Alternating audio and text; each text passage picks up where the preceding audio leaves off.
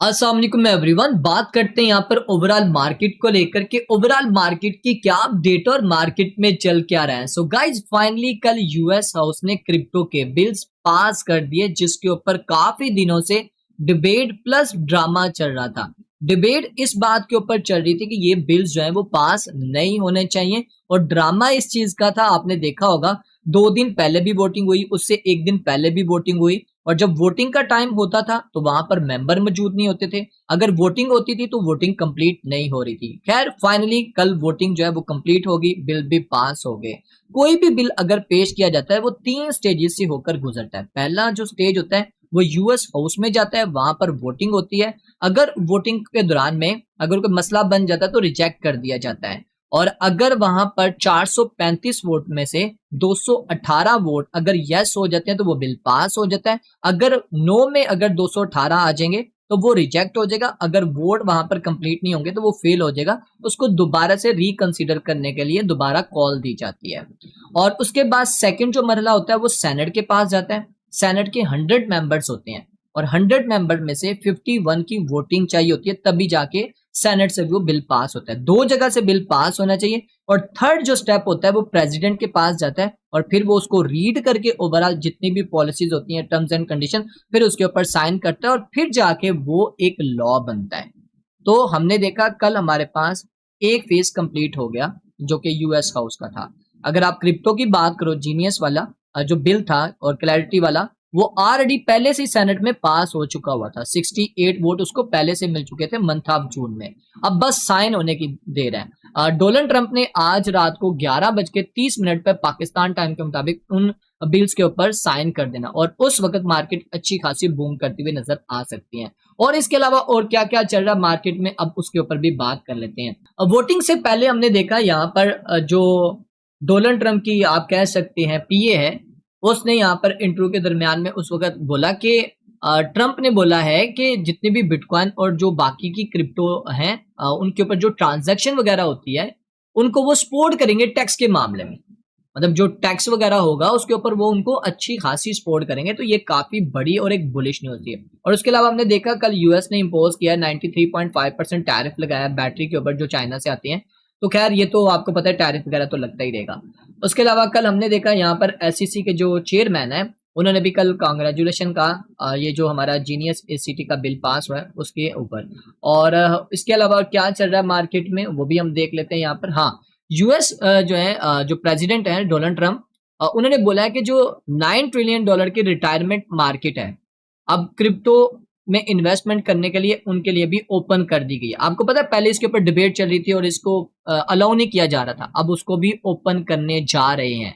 तो ये भी बहुत बड़ी डेवलपमेंट है। $9 ट्रिलियन की है, मतलब जो रिटायरमेंट लोग हैं जो अपना पैसा डॉलर में इधर उधर रख रहे थे गोल्ड में, अब वो अपना उसमें भी रख सकते हैं, क्रिप्टो में भी रख सकते हैं। उसके अलावा यहाँ पर जो है कांग्रेस में जेरम पॉल के ऊपर बहुत सारे जो क्रिमिनल जो है मामला वो रेफरल देने जा रहे हैं। अब देखो मुझे ऐसा लग रहा है कि आने वाले दिनों में किसी भी टाइम जो है वो हमें ये जो जेरम पॉल है ये फायर होते हुए नजर आएंगे या खुद ही यहाँ पर रिजाइन दे देंगे। उसके अलावा यहाँ पर हमने देखा एसईसी ने जो टोकनाइजेशन है उसको बूस्ट करने के लिए कुछ इनोवेशन बनाना स्टार्ट कर दिया है। पता नहीं अब क्या बना रहे हैं, अभी किसी को भी नहीं पता, तो देखते हैं क्या होगा। तो ये ओवरऑल जितनी भी डेवलपमेंट हो रही है ये काफी ज्यादा पॉजिटिव है। और एक्सआरपी का प्राइस तो आपने देख ही लिया होगा, एक्सआरपी कैसा बूम हुआ, अच्छी खासी अपनी मार्केट बना चुका है। अगर मैं गलत नहीं हूं तो जाके आप देख सकते हो। और हाँ, इथेरियम की बात करें तो इथेरियम मैंने कल आपको बता दिया था कि $3600-3700 पे जा सकता है। अब बात करते हैं कि मार्केट में ओवरऑल इस टाइम क्या गेन किया है मार्केट ने और कितना लॉस किया है। तो देखो अगर आप आर्ट्स कॉइन की बात करो तो आर्ट्स कॉइन हमें कल से लेके अभी तक अच्छे परफॉर्म करते हुए नजर आ रहे हैं। जब वोटिंग हो रही थी उस वक्त मार्केट के ऊपर थोड़ा सा शॉर्ट टाइम के लिए जो एक प्रेशर आया, लेकिन उसके बाद मार्केट दोबारा रिकवर कर गई और आर्ट्स कॉइन अच्छे परफॉर्म करते हुए नजर आ रहे हैं। अगर आपने इन आर्ट्स कॉइन में बाइंग की हुई है तो इनको होल्ड रखना, ये होल्डिंग का टाइम है। और 25-26 जुलाई को फिल वक्त के लिए अगर आप लॉन्ग टर्म के लिए नहीं होल्ड करके बैठे हुए तो वहां से एग्जिट कर लेना, और जैसे ये टैरिफ वाला मामला ठंडा होगा फिर से हम बाय कर लेंगे, ठीक है। और अगर आप मार्केट के सेंटीमेंट की बात करते हो तो इस टाइम फियर एंड ग्रीड का इंडेक्स जो है वो 73 के पास है। आर्ट सीजन इंडेक्स की बात करें तो आर्ट सीजन इंडेक्स 49 पे आ चुका है, बहुत स्पीड से ऊपर आ रहा है, लेकिन आर्ट्स को उस तरीके से ऊपर नहीं आ रहे। आई होप सो आर्ट्स कन भी आएंगे, जंप करेंगे, क्योंकि बीटीसी की डोमिनेंस मुसलसल डाउन जा रही थी। अगर आप यहाँ पर मार्केट को टेक्निकली तौर के ऊपर देखते हो तो बीटीसी इस टाइम ट्रेड हो रहा है $1,18,740 के ऊपर।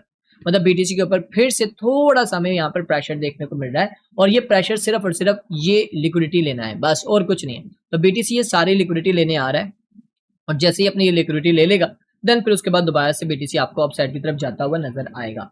क्योंकि अभी मैं बीटीसी को देख रहा हूँ $1,25,000 से $30,000 आराम से आने वाले दिनों के अंदर।